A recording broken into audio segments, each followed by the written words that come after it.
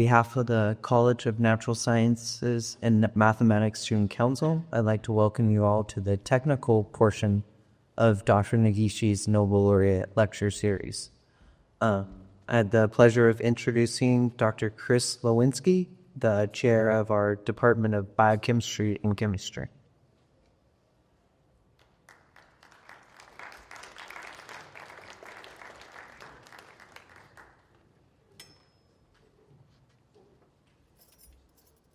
So I wanted to start from correctly one thing. We are Department of Chemistry and Biochemistry. Not the other way around. This is politically sensitive.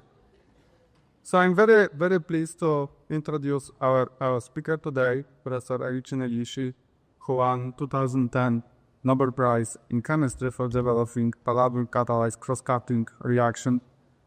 The discovery itself occurred in the middle 70s. Professor Negishi was born in 1935 in China as Japanese citizen, came to the United States in 1960 after graduating from University of Tokyo.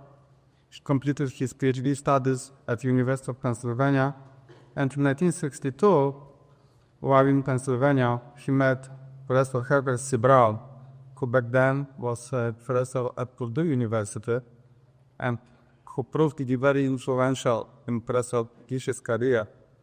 Professor Negishi back then predicted that, and this is a quote, Brown will change the whole world of organic chemistry, and that's why I came to Purdue. So the one lesson that I personally learned from this, and why I read Professor Negishi's biography, is that it is very, very important to have the right mentor, to have a person in your life who really inspires you and can set your direction into, something, into accomplishing big things. I think that this is something that is very important in Professor Negishi's biography. So, following his completed his PhD, he came to Purdue to work for Professor Brown as postdoctoral associate, and then he moved to faculty position at Syracuse University when he was assistant professor from 72 to 76, then associate professor until 79, when he moved back to Purdue. In the same year, 1979, Professor Brown won Nobel Prize in Chemistry for his work on organoborax. So this is an interesting story. It's a story that actually maybe it's not typical, but it's actually common among many Nobel laureates. They actually work for other Nobel laureates. So again, this mentoring aspect seems to be really very important. So while at Syracuse, Professor Negishi started his work on in organometallic chemistry, and the work initially started with copper catalyzed conjugate addition or substitution reaction of organoborates. And this initial research led him to adopt then Nobel strategy of considering all 60 non-radioactive metals as components of both stoichiometric reagents and catalysts. And between 1976 and 78, he published about 10 papers or so describing palladium and nickel catalyzed cross-coupling reactions of various organometals, and those reactions that involved zinc, aluminum, and zirconium are now called Negishi coupling reagents. This research, developed beautiful results. It's widely used in organic chemistry. Today, it receives something like 17,000 citations, or maybe more. I'm not sure about the number because various numbers are being cited on internet. You can check YouTube for a very nice biographical movie about Professor Negishi, 20 minutes or so. Really worth watching. It's a better inspirational material. Again, what I want to emphasize is that besides written accounts of what Professor Negishi accomplished, this personal story of his relationship with Professor Brown is, I think, very, very important, and really in the era when we are all glued to social media and our computers and iPads and iPhones, this personal relationship and mentoring is, I think, something that we are missing, and this is so important in science. So again, now without further ado, I would like to introduce Professor Negishi for his second lecture today. Thank you.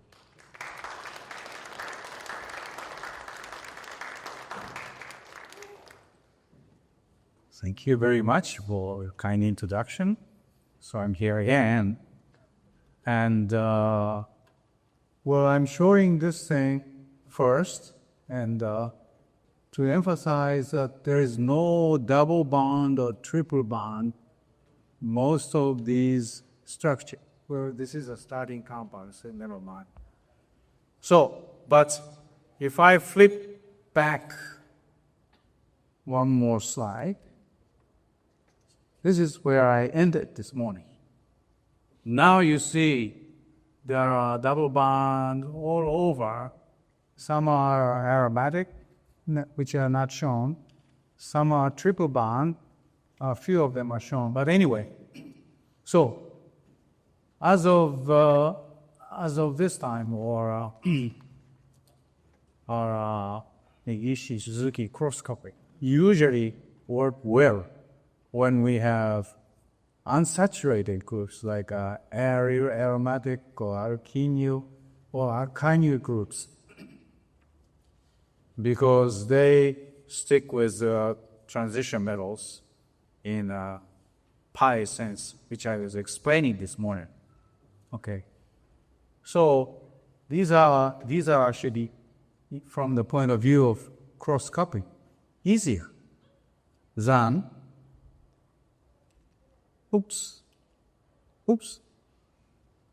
doesn't want to stay here. Than synthesizing these kinds of compounds. Well, as you know, these compounds have a chiral center. All these carbon centers are chiral,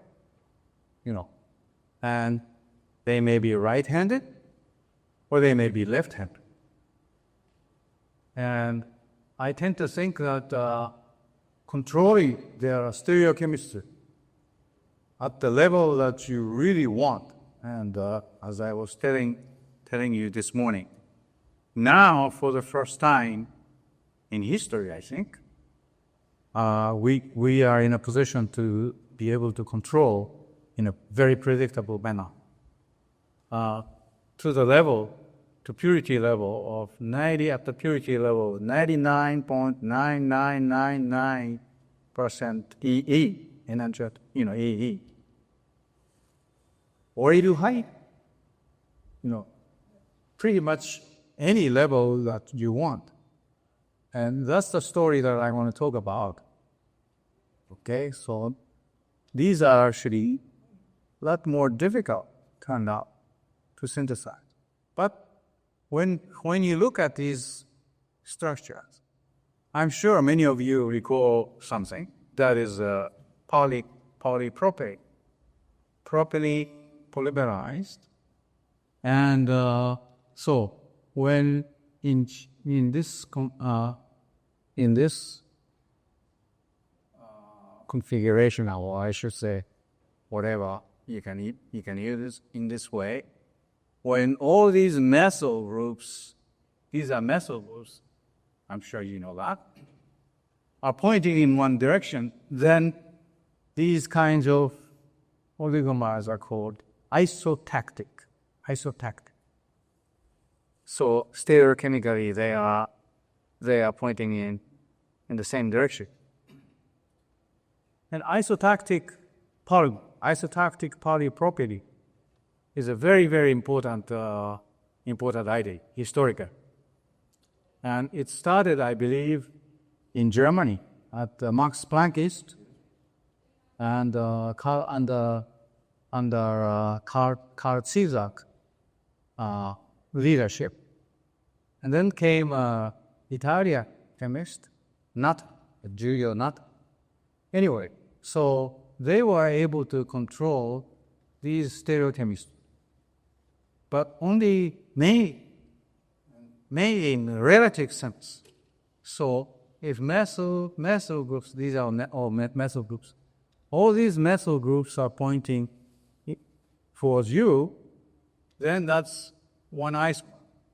And actually they couldn't care less whether one isomer is like this or yet another isomer in which all the methyl groups are away from. Then if you turn around, then you begin to get confused. In other words, they begin to look the same.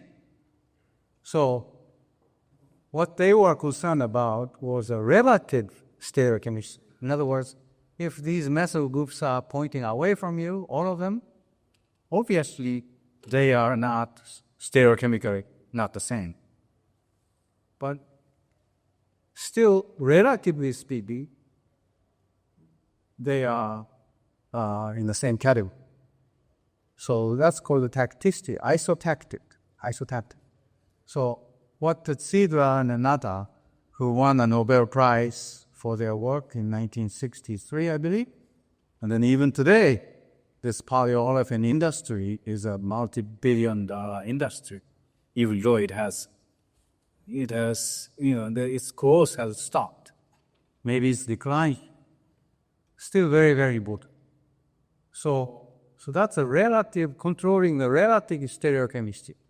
When you don't care if methyl in this way, showing in this way, is all pointing towards you or all pointing away from you. They're both called isotact. But obviously, in nature, there are many compounds like this. Well, these are actually naturally occurring compounds. And many of them are very, very important. And when you deal with natural products like this, then the orientation of methyl does matter. So in this vicinity, for instance, this one is S, because we have to give the highest priority here. So this is a left hand, S, and so on. And if this methyl is pointing away from you, then it's going to be R stereos. Okay, so in absolute sense, they're different. So when I say last conquering the last bastion in organic synthesis, we need to control the stereochemistry at each of these centers in absolute sense, RS sense. Because many of the natural products, like peptides or DNAs and so on and so forth, they are very pure stereoisomers in absolute sense. Okay, so well, I hope you know that. And let's see. Oops. So the question was how to control. In this business, we have to go back to something like 150, 60 years in France, where Louis Pasteur observed the stereochemically different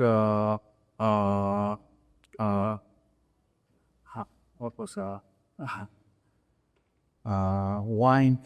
We call this a wine acid. Tartar, thank you. Wine acid, And he noticed that some crystals look a little different from the others.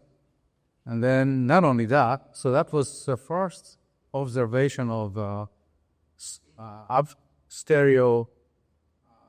absolute stereochemically different isomers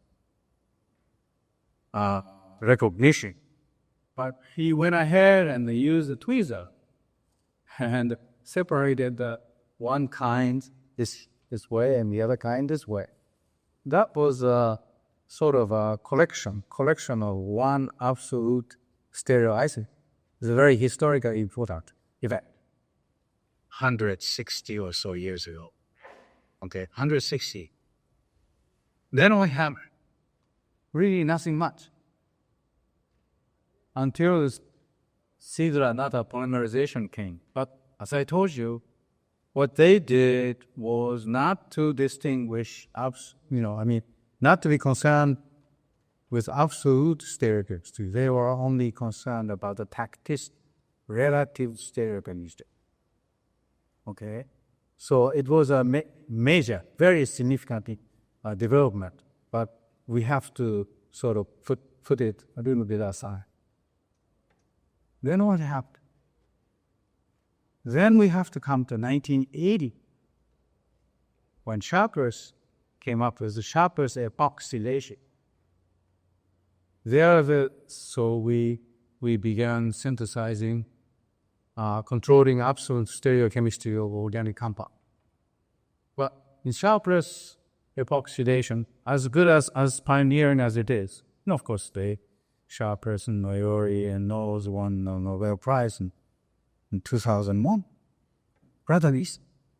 But what Sharpless accomplished was a carbon-oxygen bond formation, oxidation. So he needed to introduce two carbon-oxygen bonds, epoxy, to form the epoxy. And as useful as it is, then there are a number of limitations. Sometimes when you oxidize, you may have to reduce. So that's cumbersome. So that was a very significant development. And about a decade later, Noyori came along, and in his case, he came up with following the footsteps of Knowles a little bit, but Noyori developed basic chemistry much more. And his is reduction of the double bond to introduce two CH bond.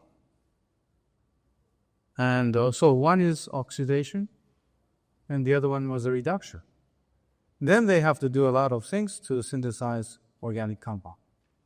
So what was still missing, was a carbon-carbon bond, asymmetric carbon-carbon bond formation, which was, of course, observed in the Ziegler-Natta polymerization.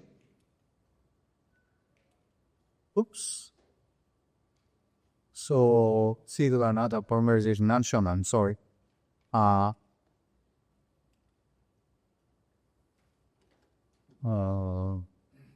But carbon-carbon bond formation is one of the most desirable things that you want to have in trying to develop organic synthesis. Okay, so that's what we came up with, and that's the story that I'm going to talk about today. And first thing we did is shown here, summarized here. So here's terminal R-key. And we got a Q from, of course, everybody, but in this case, from Ziegler-Natta polymerization. What we wanted to have is a one-step Ziegler-Natta polymerization. In other words, R2 group, introduce R2 dig here, and alumina here. If it goes on, then you begin observing a Ziegler-Natta polymerization. But that's not what we wanted. We wanted to achieve one addition and stop. One addition and stop. This turned out to be rather difficult. And actually, it took us 17 long years to come up with this one-step Ziegler-Natta polymerization. So after oxidation, we got this thing. So I'm sure we got this thing as an product, immediate product of this reaction. Affectionately, we call this, as I told you, if you come up with something new, you hit the name. You hit to put your own name. So we call this zirconium, because we needed to use zirconium. Zirconium catalyzed asymmetric carboalumination, carbon aluminum bond addition to double. That's a carbometallation. I told you. Carboalumination of R-key. So zirconium Z, asymmetry A, carboalumination C, R-key A, ZACA. Zak. Okay, so if you forget about everything else, my talk today, I want to remember this name, Zak. Okay, so Zacharias. Well, if Sigra and Nata and so on were able to carry out this reaction multiple times, here's an aluminum again. So if this can be added here, then it will produce a dimer. And if you repeat again a trimer and so on and so forth, then you achieve a Sigra and Nata polymerization. Okay, but key is not to do that, but to stop cleanly right after one addition. Then you can make use of this as intermediate variety of organic compounds, as I will show you. Okay, and but to be able to go from here to here took us 17 long years. It was a long time struggle, one of the longest development. But it was finally done by a gold medal winner of this young scientist contest or something like that. You know that. Well, there's a worldwide contest. Dennis Conduct from nowhere else, St. Petersburg. I've been talking about St. Petersburg. Well, arguably, I would rank him as the best postdoc among 100 plus people. And of course, someone else started doing this. Several people have struggled and didn't reach this. And then came Kondakov 2 years before this, 1993 maybe. And in 2 years' time, he did a marvelous research activity without hardly any of my supervision, I must confess. And when he came up with this reaction, I was busy traveling all over the world. When I came back, he said, well, the reaction that you like goes very well. Perhaps it's time for you to start writing your paper, which I actually did, That was, of course, a relatively easy thing, but it was a long struggle. 1995, almost 20 years and more now, we came up with this reaction, that narration. And the key here is, once again, as I told you this morning, the catalyst. This catalyst has to be chiral, of course. And this one, actually, this is not, some of these kinds of catalysts are widely used in trying to improve the Sigra and Nata polymerization characteristics all over the world. And this one came from Gerhard Erker of Germany. So we call this Erker's catalyst, but it was published in a timely fashion in 1993. When we tried this thing, it worked very well. The reaction worked very well. So I owe Gerhard Erker a lot. But no one else has done something like this. Okay. And as you can see, it can be methyl, it can be ethyl, it can be higher alkyl. And yields are okay. Yields are good to excellent. Sometimes somewhat modest. And another important criteria is enantiomeric excess. So when this is a methyl group, the enantiomeric excess is about 70 to 90% EE. So ethyl, a little higher, and higher alkyl, a little higher still. So these are extra, and this one is probably good to extra. So always the methyl has been the most difficult, but methyl is the most highly needed. Okay, so this is a story of discovery of Mr. Zacharias. And I don't want to spend too much time on this one. You see, boy, it's so difficult to control this thing. And I've done that, okay? And to make a long story short, I want to tell you that we want to go from here to here. That's what we want to do. Simple, sound like a simple thing. The Chigra and Meta and others, they can formalize out, many times. Then what doing this once should be an easy thing. But that turned out to be very difficult. So actually, this is what we want, but we can observe many side reactions. Side reaction number one, which turned out to be the one that was bothering us for, 17 to 17 years. Last 2 years we were okay. In other words, this takes place, but it's overshoot. And then this hydrogen here is in a beta position. So dihydrometallation takes place to produce alkene. And then metal hydride will add to the second molecule of alkene. Then we get this one. That's not what we want. That's not what we wanted, but that's what we will observe. But this thing was bothering us for 17 long years. And finally, Kondakov, Dennis, will solve this problem. Of course, polymerization is by Sigler, none. And then using this kind of zirconium catalyst, Kaminsky and others developed this reaction further.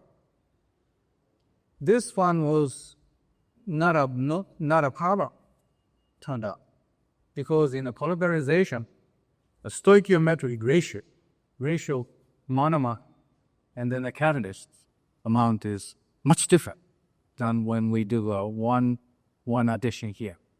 Okay. So this was, in our study, was never a major problem.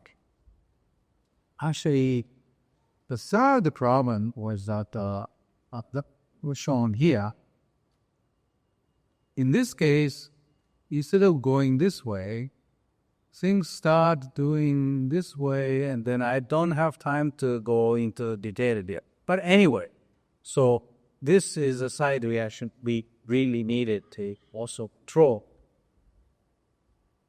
But this one was controlled by using this good catalyst. And then another thing I just want to tell you is that this is a very interesting reaction in its own right. So what we get is a cyclic, 5-member organometals, which can be opened up at this part. Essentially, first of all, we get the cyclic. So this has become a very, very big area of conservative interest.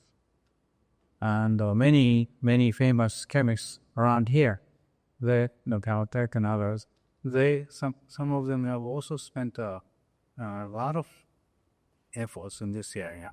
But that's outside my job today. So let's move on. How can you stop? So I told you by Zaka reaction, we can go from here to here, one step. So we get this. Now we can do many kind of things. Iodinolysis will give this one. Oxidation will give this one.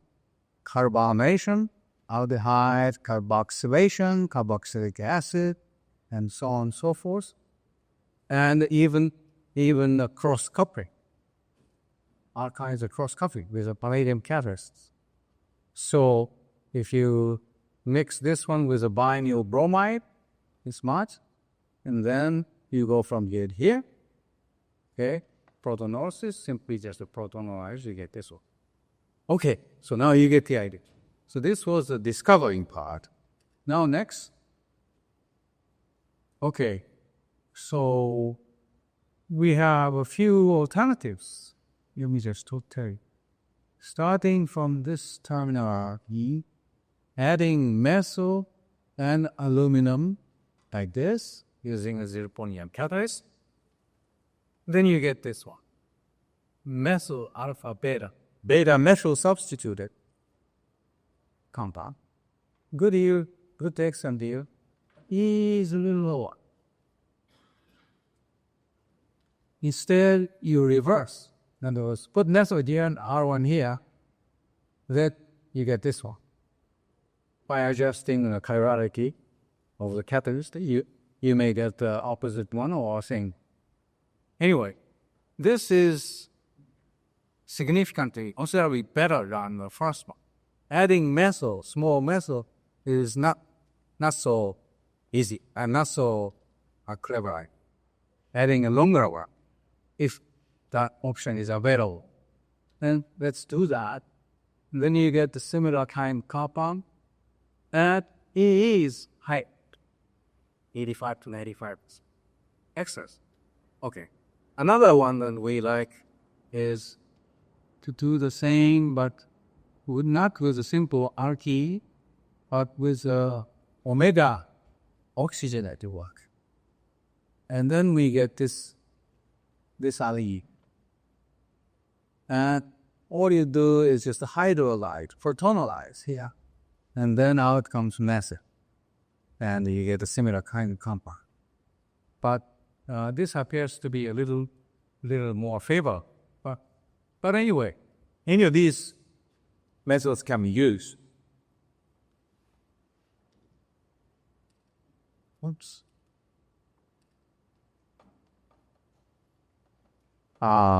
Okay, so I'll skip this one. And in this business, I hope all of you are familiar with, but maybe not. Let me just tell you once. That is a statistical enantiomeric amplification principle operates. Sometimes you might wonder, how come our amino acids so highly purely strictly L? And there are at least two things that must be leading to that. What is this, amino acids polymerized to get a peptide? This polymerization process will lead to statistical enantiomeric amplification, statistical enantiomeric amplification. Longer you make, then purer you get. And even if your targets are short, then you can repeat. You get a peptide by just decompose down to back to amino acids, and do it again over and over and over again. Every time your peptides or amino acids, it's pure and pure.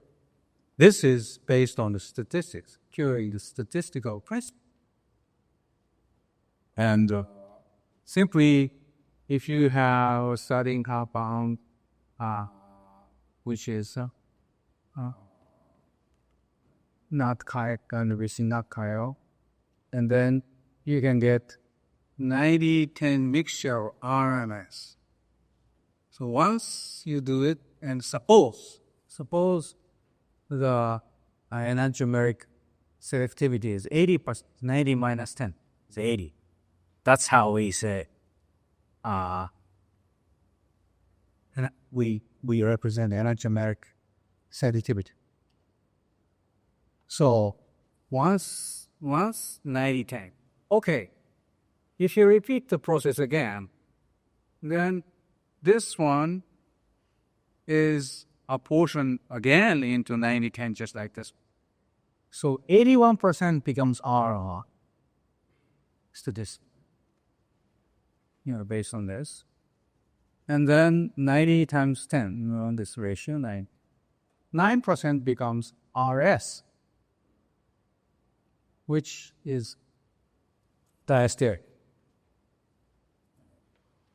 And the minor product, okay, once again is apportioned to 90, 10 dash. So this one is a 9% SR.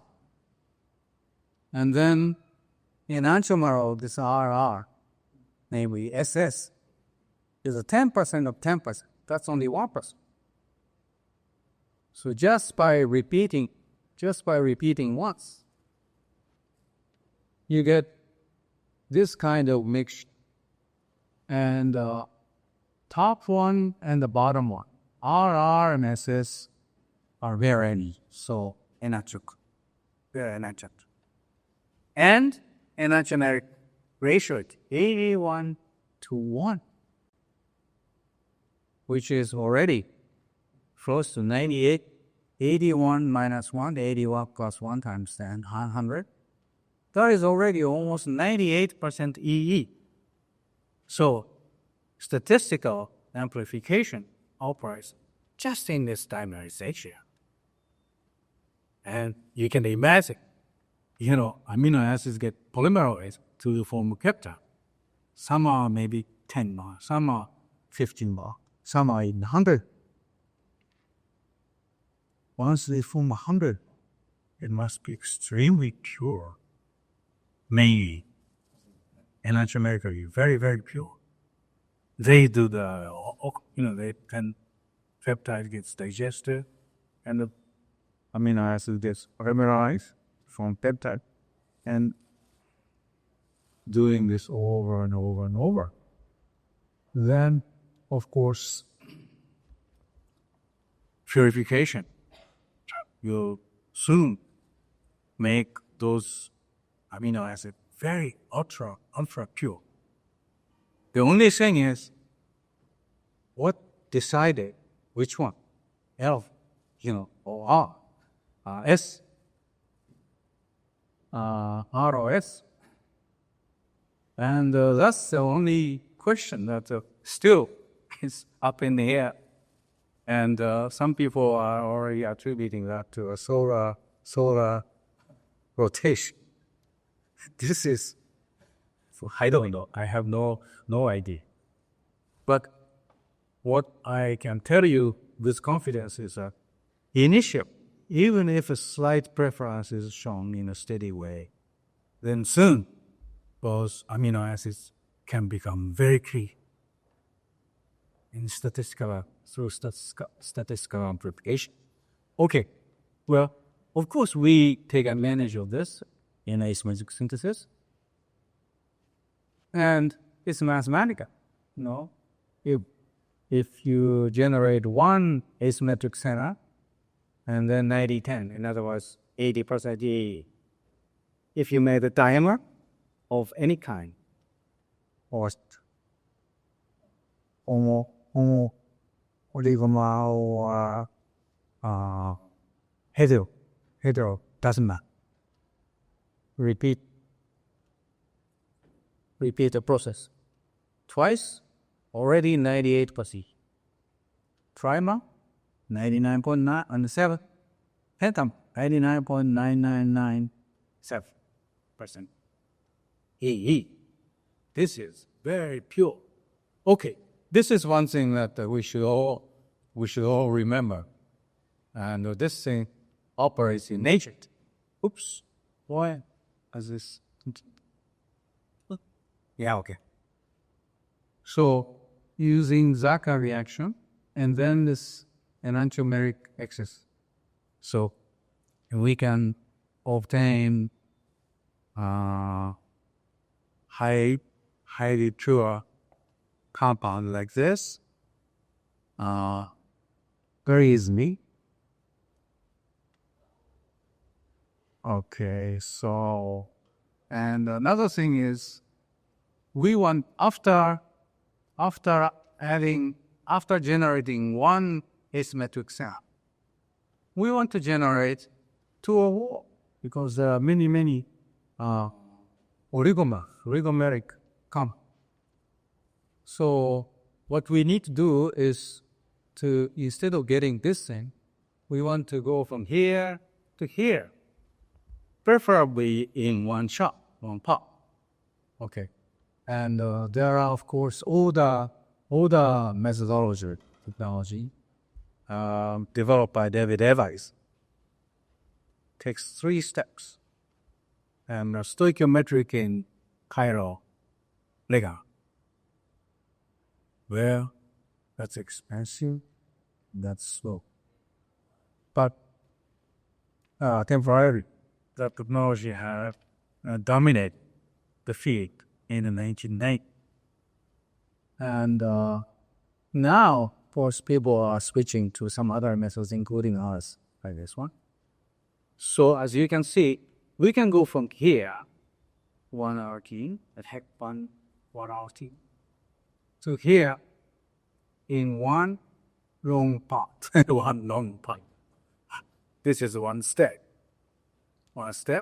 and we can do that as you can see here.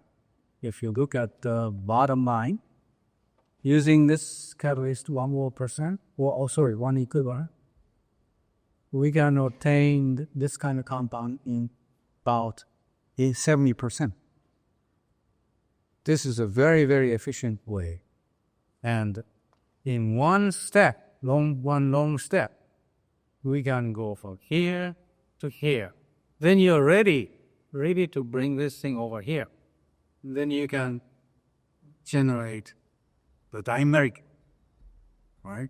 So today anymore, I'm afraid Evans time stoichiometric 3-step protocol is may have been outdated. Oops. Okay. So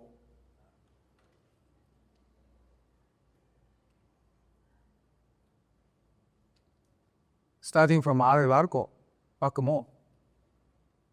You do a Zaka reaction, iodinolysis, and then TBS protection in one step. You get this thing in 83% yield. This is a very useful intermediate, which I will use very frequently from now. One step. And then you can binary using what else? Palladium cation cross-coupling.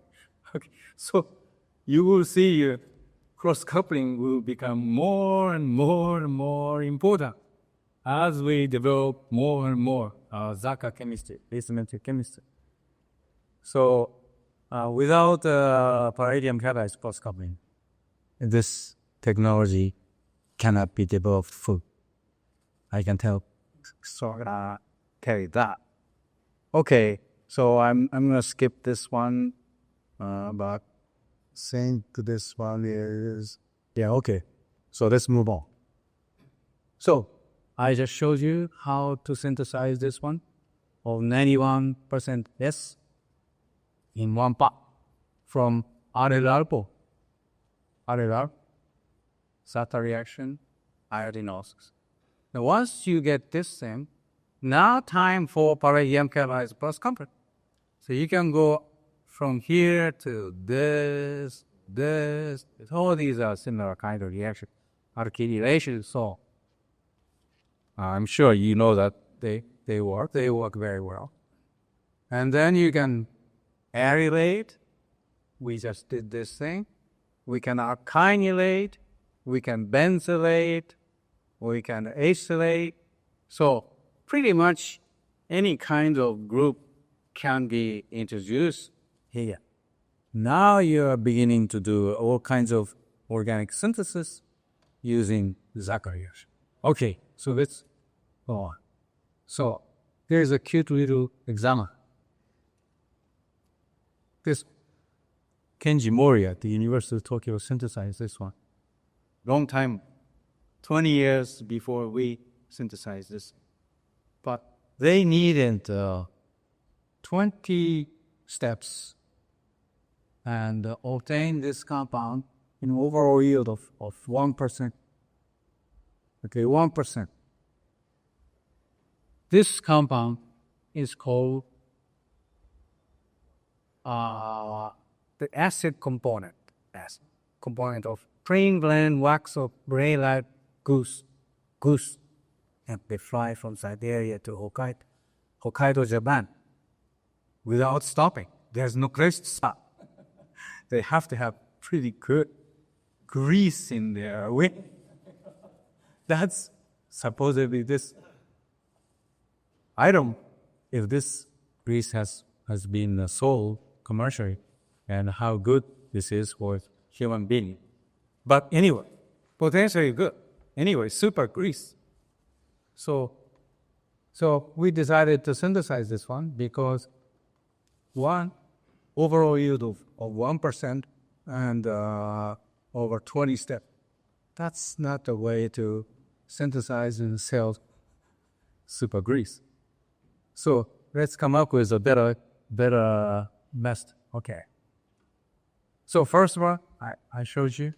Zaka reaction, iodinolysis, and protection with TDS, one step. Very good results. Next one. Okay. Zaka. Right? Zaka myelination. Elongating. And then Zaka oxidation. Third step, Zaka oxidation. What do you get? You're already here. Okay? Begins to look like this. And how pure is? Well, we got this thing at about 29-30% yield from tooth here. After all three Zaka processes. Zaka oxidation, Zaka myelination, Zaka binding. So what we got is a 9:1:1:1:1:1 mixture. 9:1:1:1 mixture. Shown here. So we do get some mixture. But then we luckily learned that this yellow box, in other words, 2,4 1-hydroxybutyl yellow box can be readily purified. This yellow box can be readily purified by ordinary chromatography. So we did that. Then initially it was a 9 major one, and then 1 point diester ebimar became mixture of 3, main one and the two other. So maybe here. So this yellow box was purified. We know that. And then what we did was we just swapped the thing. In other words, this one was deprotected and this one was converted to doctoration and ether. Now expose yet another yellow box. 2,4-dimethyl 1-hydroxybutyl. 2,4-dimethyl 1-hydroxybutyl. So put it through ordinary chromatography purification. Now this yellow box was purified. Now whole thing is pure, and diastereomeric variation is over 50 to 1. You can see that. Well, these pictures are not very clear, but you take my word. So once we got this thing, you see it's double oxidation. We got this. Okay. So we got this. This compound. In overall yield, 12% improvement from 1%, and in 10 steps, reduction of the number of steps by 10, from 20 to 10. So this is how we make a synthesize this complex natural fluids. Okay. I made Professor Mori very sad, but I told him that we did this more than 20 years after you did. But anyway. Oops. Okay. Now, pretty much I have shown you how to synthesize a compound. I am going to have to skip this. Once we come up with this Zaka-based and proscopic, modifier, supplementer, then we realize we can make all kinds of chiral compound. Give me a structure with it. Okay, so that part is okay, but for instance, let's take this one. There's a California some press here Lake or yes. What is that? Days. Really, professor, I think, synthesize this compound in a fair number of steps, maybe 12, 13, 14 steps. And I show you we can synthesize in 6 steps, and that's pretty pure compound. Okay? One example how we do it. So start from this compound, Zaka reaction, methyl, aluminum oxide, we get this. And the lipase catalyzed acetylation. So lipase catalyzed acetylation works very well when you have a proximal hydroxyl group and so on. So this is now very pure. Well, 98% E. It's a 99 bond mixture. So that's one step. And then I was showing you this morning bromo boration of Mindtrapper. A very useful reaction. Bromo boration. And this one was subjected cross-coupling with this zinc compound, of course using a variety of catalysts, and then you can go from here to here. Okay, and after iodinosis, we get iodine. Now we have this piece and this piece. All we need to do is just another cross-coupling with this compound. So these two hooked. So we got this compound in 6 steps, more yield of 34%. If this is a good enough compound, then you can make them sell. make some profit. Anyway, so you can see that this Zaka reaction, along with cross-cut, along with some carbo, hero, hydro activation, they are very, very useful.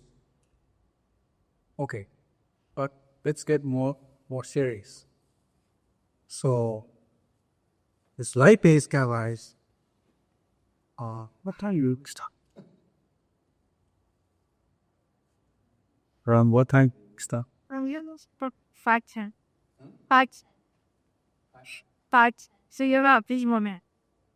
Few more minutes. 15 more. Few more minutes and drop. 15 minutes like that. Maybe. Okay. All right. So these are, suppose this is a racemic compound or not impure compound. Then using a lipase as a catalyst. Lipase, in various kinds of lipase, are a group of compounds, catalysts, that are very useful to purify optically pure compound. But there are 2 factors that are important. We learned that from this area. This is by the 1982, published by Charlie Shee and others in JACS. It's a somewhat difficult paper to read, but it's a fantastic paper. And I call this our Bible. Anyway, 2 factors that I took. First of all, initial stereo selectivity. In your asymmetric carbon, reaction must be sufficiently high. How high? Well, if it is racemic, if you try to purify using lipase, the racemic mixture, forget. This is a very high. The other factor is the selectivity factor. The selectivity factor, let me just tell you ahead of time, 108. Wow, my gosh, you're very lucky to have this high selectivity factor. associated with each of these other, associated with, in this case, so functionality and groups. And even if they are very high, then you can hardly get any of the pure compound through this linkage chemical acceleration purification. Okay, essentially zero. As your initial enantiomeric axis increase, and up to let's move to the next count, 70%. Then you are in practically useful range. So the initial EE must be in this goodness. At least around 70. 80% better, of course 90% even better. So these are satisfactory range. I may have included this one only when selectivity factor E is very high. So forget about it. So that the other factoring that is important is the selectivity factor associated with this structure.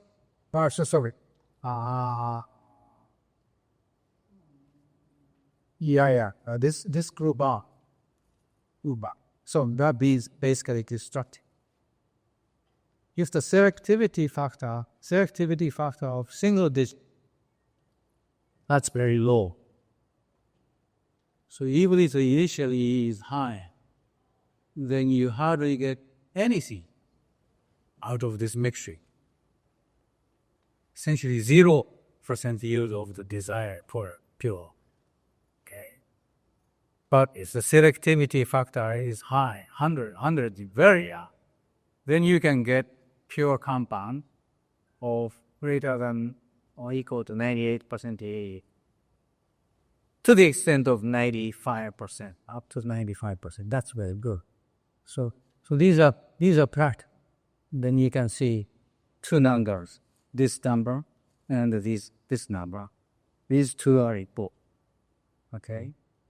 So you should remember that in terms of the initially how good it is your asymmetric synthesis reaction X. 70, 80, 90% E demo is practically useless. But it also depends on the selectivity factor. In this case, depends on the R view, because the others are fixed. If the selectivity factor is, if the initial E is moderate, then you have to have high selectivity factor over R to get good yield. If the selectivity factor is lower and lower, now down to 10, which is not necessarily bad by itself, but in combination with this E, then you cannot get a desired for any amount, zeros. But even if the selectivity factor is 10, like this one, if the initial EE is high, Scott, at the very pure state, then you can get up to 80% use of the desired. That's okay. All right? So it's combination of these two. You have to worry about these two factors all the time. Okay. Now you got this. This is very important. What are some of the some examples of the selectivity factor? Okay, so in this series, ID in this position, selectivity factor is 33, which is pretty high, not extraordinarily high, but it's very practical. This is what we use because we can use this compound in a palladium cadmium cross coupling. So I want you to remember. And this is sufficiently high. 30 stays sufficient high. Ferro, even better, 42. Double bond like this, a little lower than non-linear, even lower mass. But still very acceptable. He can manage this with other functions. But now, if you put simple alkyl sin US, selectivity factor is so low. Even if you can synthesize them, then you're going to be wasting most of the material to get a pure compound. It's not practical. So single-digit selectivity factor is no friend of ours. Okay? So I want you to remember these two things. Okay? One is selectivity factor. The other one is the initial E. Okay. Now, we start playing our game. Intelligent game. So, synthesize this kind of compound. And as I told you, this one, selectivity factor is pretty high, 14 if you remember the previous table. Benzo, okay, this one is okay, but less desirable than this. And hexyl, this is low. Selectivity factor is low. This one is okay, that on arrow. Anyway, so using these, actually a Japanese brand, Amano brand, very good. In Japan, this miso brew, miso industry, and so on. There's a long tradition dealing with this lipase and so on. So we tend to use a mono brand and the PPA brand. And using that, in these cases, you can obtain in high recovery and very highly pure, isomerically pure compounds, and so on. I just want you to note that. And you can get the pure, enantiomerically pure compound this way. Oops. Okay, there are more examples, but now time to move on. So, what is this? Well, all right. So, I just want to point out that these are going to be critical intermediates in our synthesis. And initially is good, 82% E. That means 91.9 mixture. Okay, 91 minus 9 is 82. Anyway, so 80% E, initial 82% E. Initial E level is high, sufficiently high. And you can use Amano PS. These are commercial brand name. I'm sorry, but we just use, a scientific publication. And using Shui-Watt vinyl acetate. Vinyl acetate is a particularly good one because it doesn't interfere with equilibrium. You can obtain these critically important compounds both in R and S sense, in this case, not acetate. And they are recovered in good yield, and they are pure. Practically speaking, 98% E, that is 99.9 mixture. Because this to be lower end of the pure kind of compound. If you can purify, if you want to purify, you can purify more. So I want you to remember this kind of compound, functionally rich and asymmetric synergy. Why they are important? I want you to imagine cross-coupling here to modify right-hand side and do do similar things with using this all oxygenated functionality. Perhaps eventually cross-covering. Then we can synthesize all kinds of essence, pure.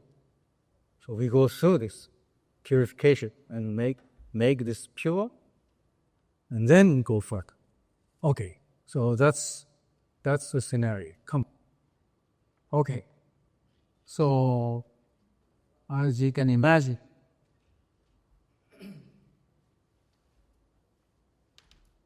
so this end gets longer and longer.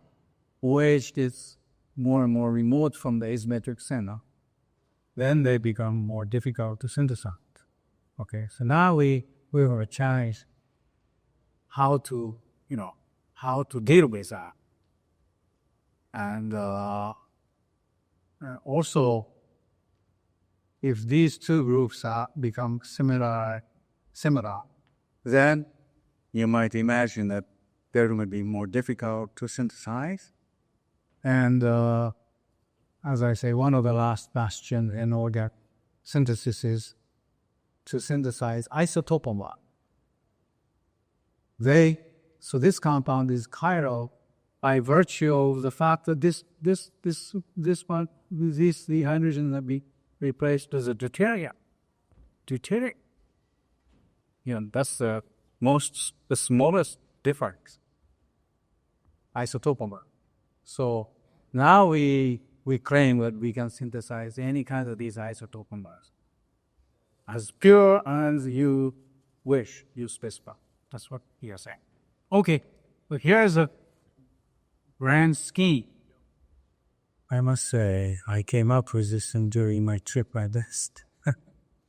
And we published this one last year. So this is a very, very recent work.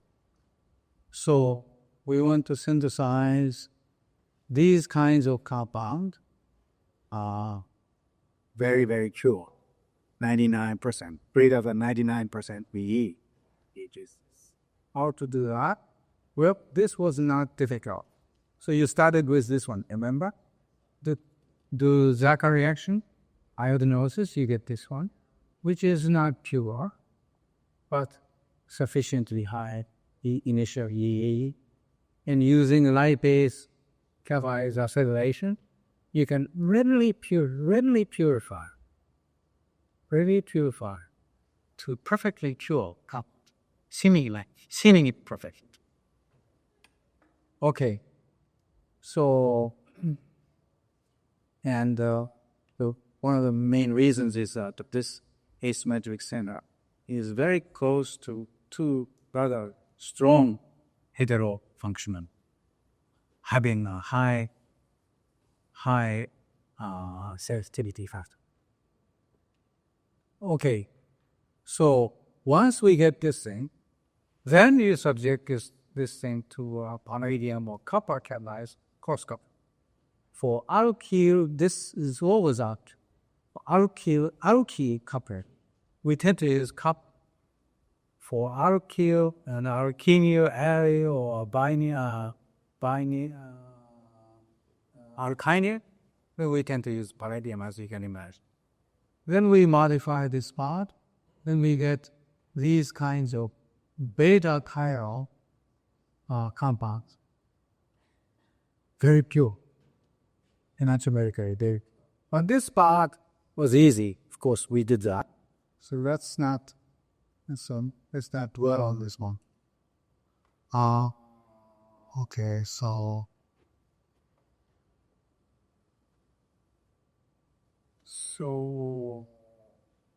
and in general, this kind of compound, rich in heterofunctionality, small, compact, and as you can see, we tend to use amano KS amount, amano AK a lot.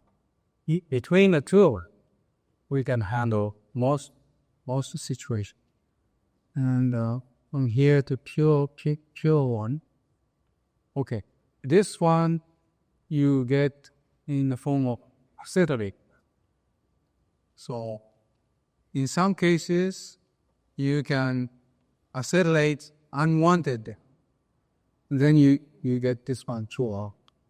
But when in the opposite case of chirality, I think you want to accelerate, and then you get a pure one. This one is a little more difficult than the other one, getting this unaccelerated one. But you can do that. Use maybe a little more, but we can reach up to a perfect level, what we consider to be perfect level. Okay. And for instance, this compound, simple as it may look, it was very difficult to synthesize as a pure compound.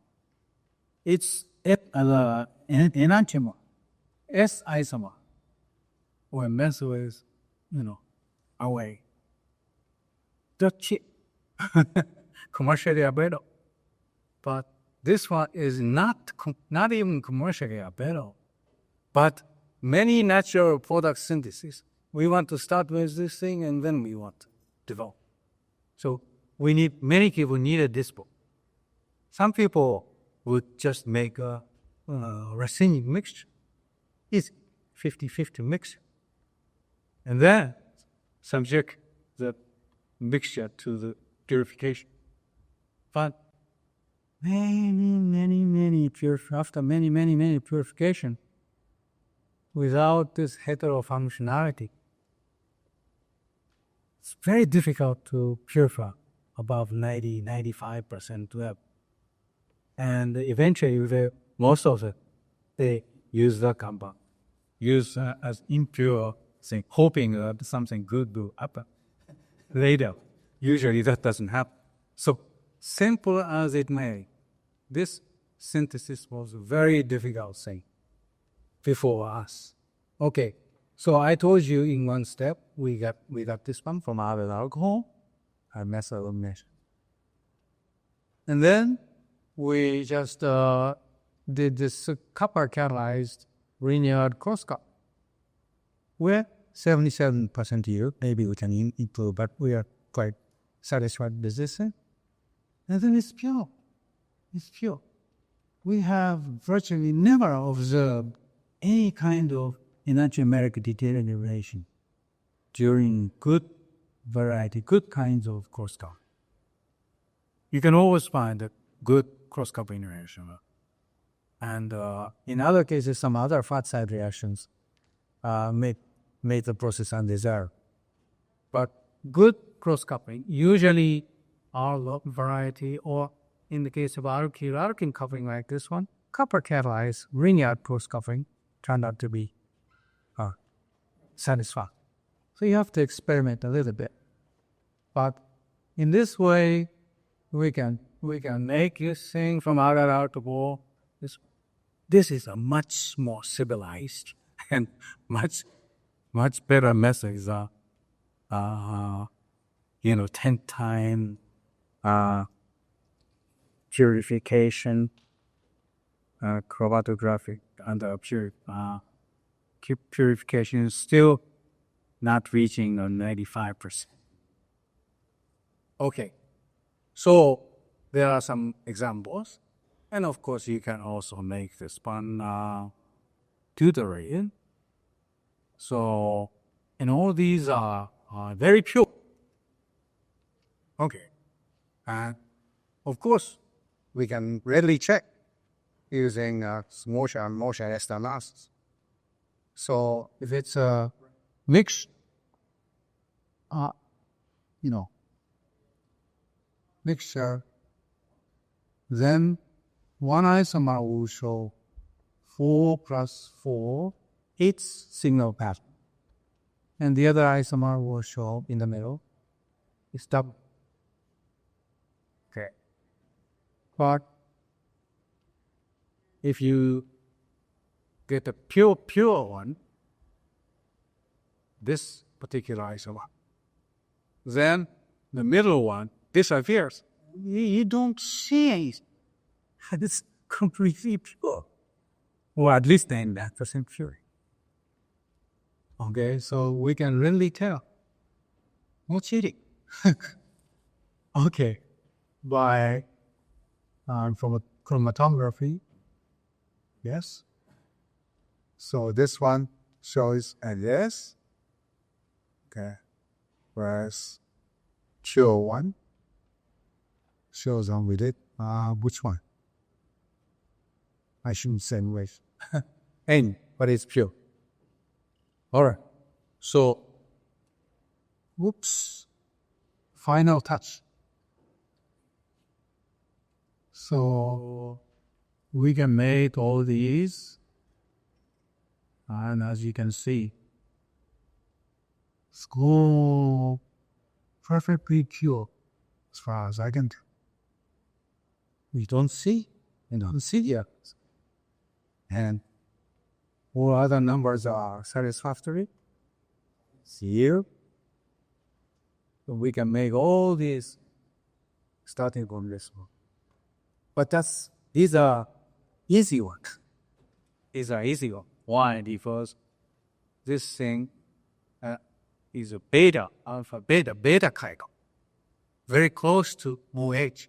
So that's easy. Okay?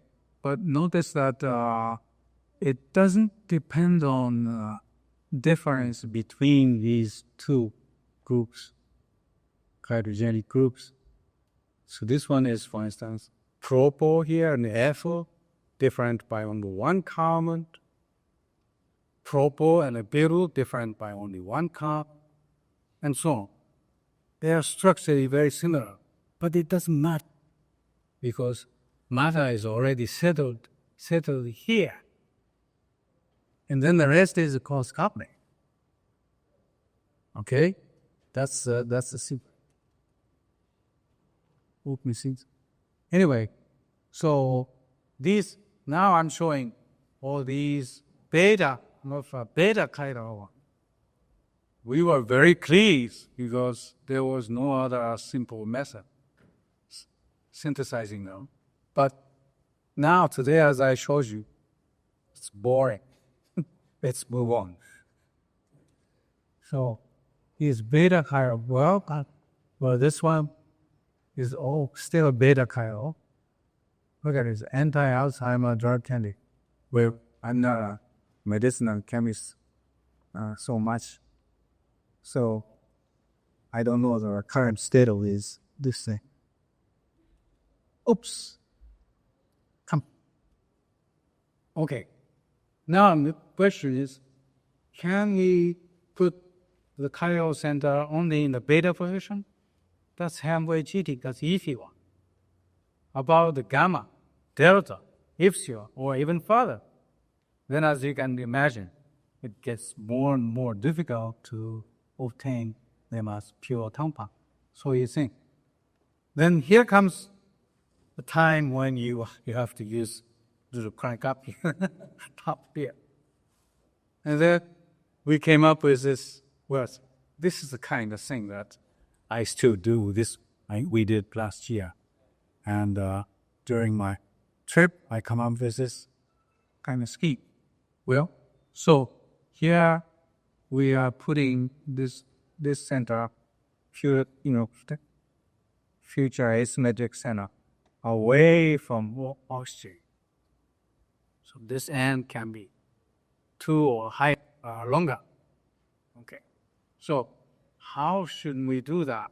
Well, this you can come up with the whole thing in a predictable way on paper. And that's exactly how we proceeded. And the results are as satisfactory as paper used. Okay, so what we do, well, we start with this thing, carry out the Zaka reaction oxidation. You get 80-95% the counterpart, not very pure, not very pure. What can we do? Well, remember, this is still a beta to this hydroxy. So this is an easy one to purify. And especially with the other one available on the other side, this also helps your purification. So lipase catalyzed purification when n is 1, okay, we've already done it. N is 2, 3, and 4 and 5, we have done that. And they become less and less easy. But we can get this thing pure. But still, this asymmetric center is only alpha beta to X, synthetic. So we cheat the molecule, and then we retain this part, which can be gamma, delta, epsilon, and whatever. And then use up this side for cross-coupling and pray that our cross-coupling is still faithful, retains the asymmetric center completely, fully. That's what we have done. Okay, so we have protected this side, and this can be 2, 3, 4, 5, I guess. We have done up to 5 UB, if not 6. All right. And then we tosylated this part, or iodinated, in the palladium or copper catalyzed cross-coupling, and then TVAF desalination, and we did this thing. So this can be gamma, delta, epsilon. I think we have gone up as far as epsilon, and then we said, forget it, forget the rest. If someone wants it, try it. I'm sure it will work. 99, 99, 99, 99. Suddenly it will drop to 90. Might happen, but I doubt it. So this is a general kind of method. So here it is. We start with this importance and do a propyl alumination oxidation. And then this thing is sufficiently useful heterogen group. And in this beta position, the chiral center in the beta position, we did this lipase catalyzed acetylation.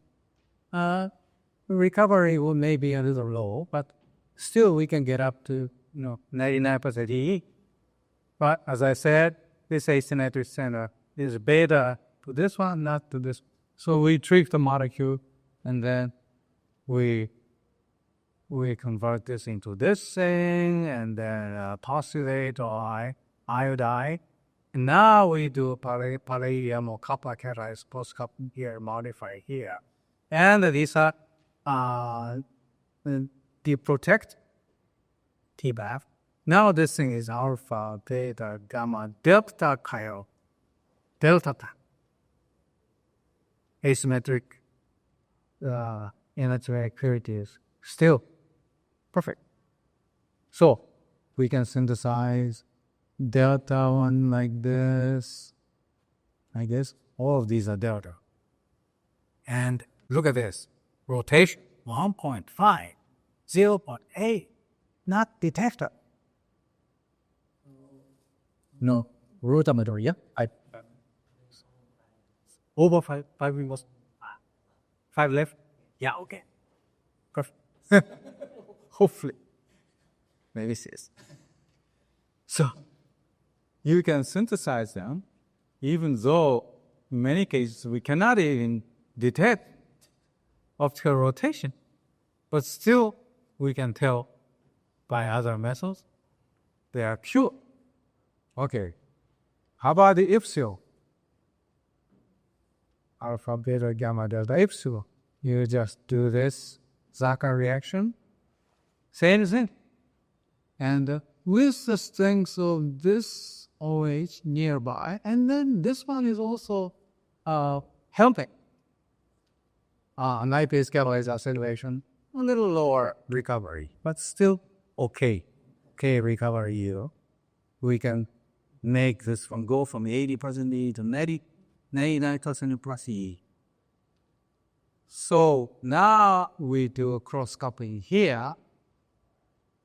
Whatever you want to put, mostly. And then you deprotect here. Now you get this alpha, beta, gamma, delta, epsilon chiral. Previous, impossible to synthesize. But now using this simple trick, we can make them all 99+% sure. In Goodyear, look at the rotation, 0.65, forget. I think it's 0.41, not detectable, not detectable. 1.2, 0.57, 0.60, not detectable. All in as a very pure compound, which has been published, I think. It says submitted, but slide up. Oops, now you see. So now in this case, rotation, the optical activity is so low, and when we prepared the desired arbor, we just could not find the chromatographic method for purifying final comma. And rotation value was essentially 0. So we couldn't do intelligent job until we learned where I suspected that maybe this is a time when we should switch to NMR as the last resort. And indeed, NMR has been useful in some cases when asymmetry center is very remote, and also the difference between the two groups are very minuscule. One is Popo, the other one is S. So NMR was good, but sorry. NMR was good for other cases, but not effective for this case. When we use a Moja, sorry for Moja, Professor Moja, he must be near hit. In most cases, it's good, but not in this case. We can tell because this one is appearing only in this part. And if we are differentiating R and S group, we should see a doublet here, doublet here, like this one. Now, one of my group members check it about 10 years ago. A Japanese book, Ichikawa and Harada, some 10, 15 years ago, they modified Moja Arrester. So this is a film, this is CF3, 2 modifications. And methoxy was here, still here. And then instead of using CF3, just a plain methyl, that's better. But critical thing is fell to alpha naphtha. It reaches very far, okay, in a rigid way. So by making this ester, alpha naphtha, whatever ester, now with Moja ester, then no splitty, just two triplets for the Sorry. Okay. But using this thing, R and S isomers are clearly seen separate. So triplet became 6 signal pattern. This one became 6 signal pattern. Using this, we can analyze, very accurately analyze. And that we can tell that it is still very pure. So, for instance, when we did the one-to-one mixture, then we had a 6 signal pattern here, 6 signal pattern here. Okay. But now, when we obtained the pure, which we saw was pure R, we saw only this one, this one, this one, this one, this, and this. And then maybe you would say, there are some signs of some shoulder here and here. Okay, if you want to say it, I'm an acceptor. Look at this. This thing looks very clean. So anyway, and we believe we have reasons, many other reasons to believe that this is darn pure. It just, it was the most difficult part was analysis. And Moshe's alone analysis is fundamentally good, but it was not enough. We needed Ichikawa, a rubber derivative. It was just a modification Moshe. Now we were able to analyze. So that's how far we came. And notice that this one is alpha, beta, gamma, delta, epsilon, and that this is ether and this is proper, mini-C. But I don't have slides here today, but even if, for instance, it is a CH2, CH3, and the other side is a CH2CD or CH2D, we can tell the birth. And they are pure. They are says virtually. They hide. Virtually show no observation. Okay, so I must stop my talk here. And I think we have come all the way to this point. And we feel that we have conquered just about every corner of this very intricate business.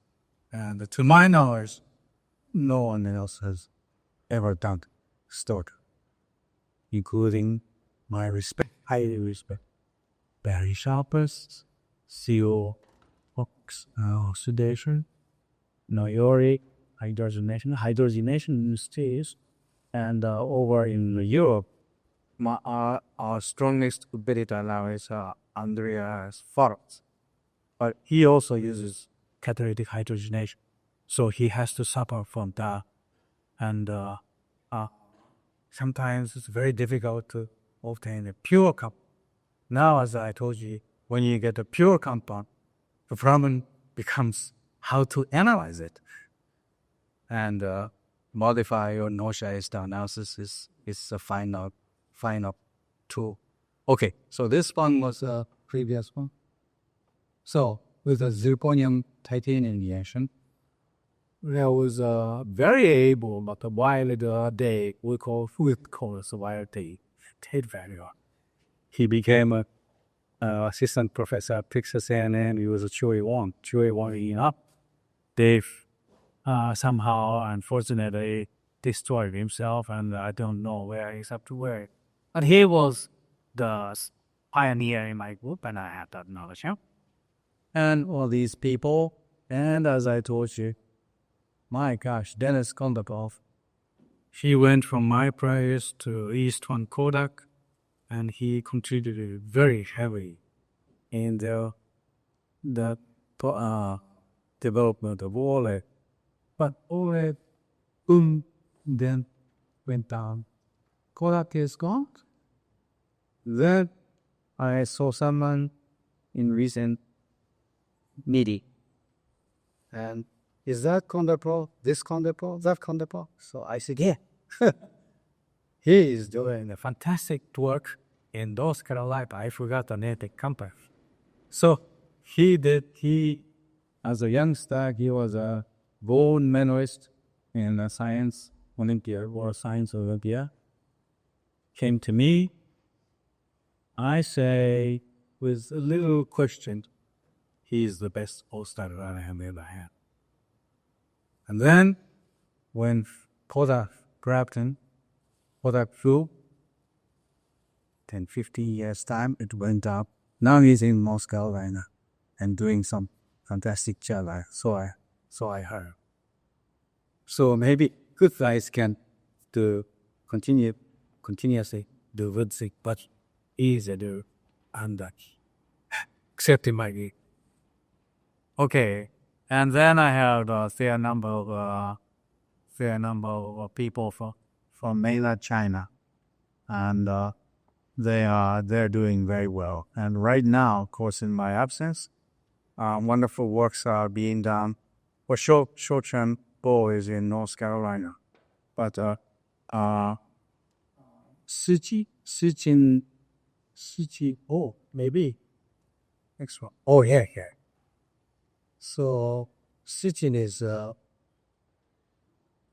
person. No, this is next. Anyway, so he's doing a fantastic work, and many others. And as I told you, more and more people coming from one country. So I'm very, very thankful. Okay, there was the uni. And some of you may know this guy, Jim Tour, who succeeded Smalley when Smalley passed away. He's a director of a small institute at the Rice University.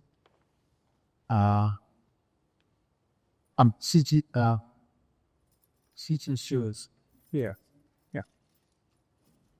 He is carrying the taking care of most of the things experimental, and we communicate over phone or using in email and so on.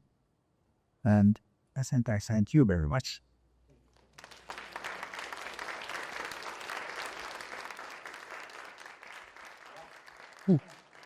Oh, so slow. Where's the type of the couple questions?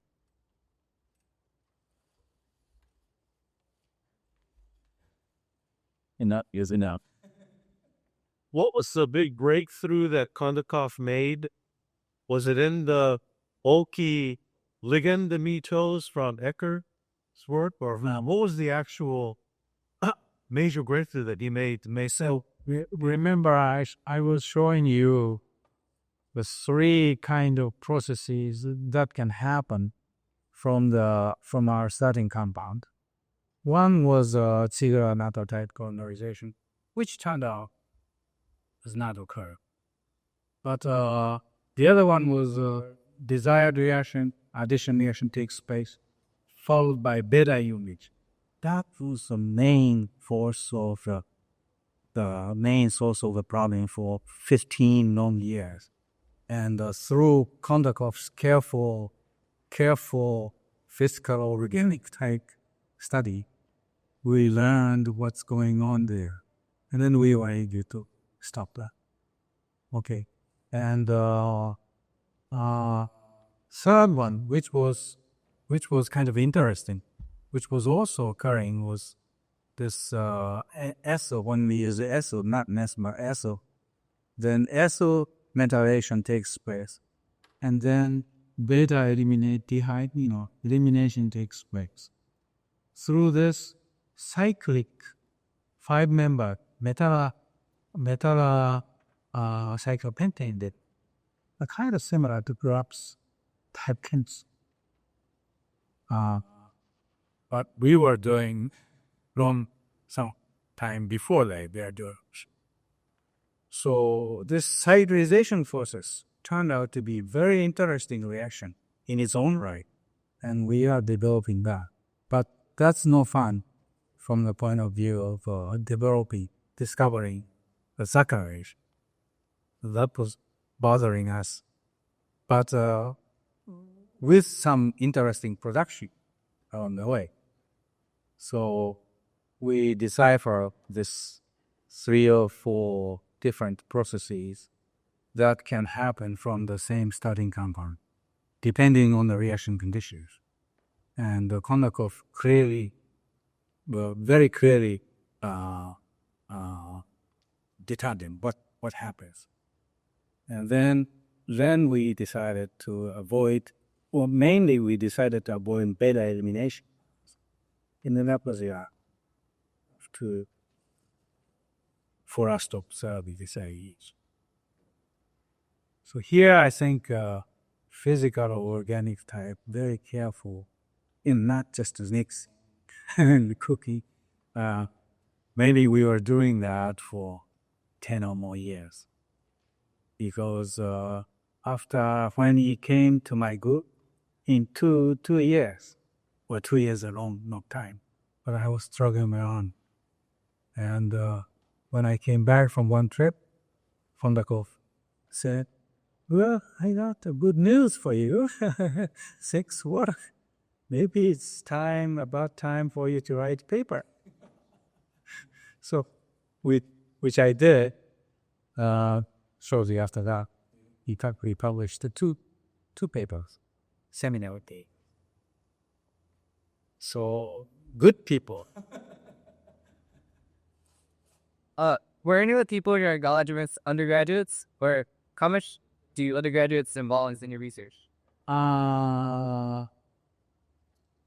So in this project, early on, mostly graduate students, but some postdoc. Okay. Later on, mostly postdoc and very few graduate students. So right now, I don't have any graduate students. I am a half-time appointment, and I decided not to take graduate students. There are some people who urge me to take graduate students, but once you take a PhD student, you have to be responsible for 4 or 5 years. And I don't think I can do at this point. So they are either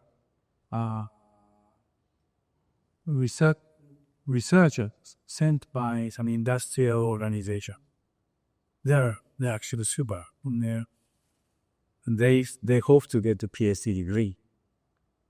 In Japan, you can get a PhD degree based on your paper publication without going through the curriculum. Or mostly poster.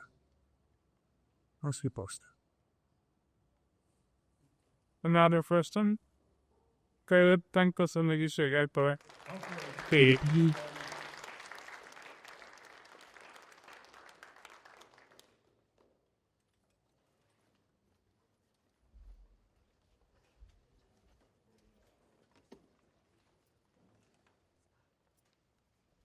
But she's costs on as oh,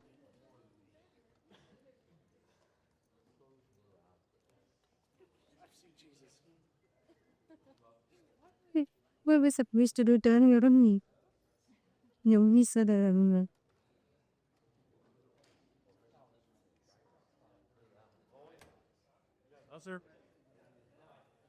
see, Matkus trying to, say, God's worry. Stay, please.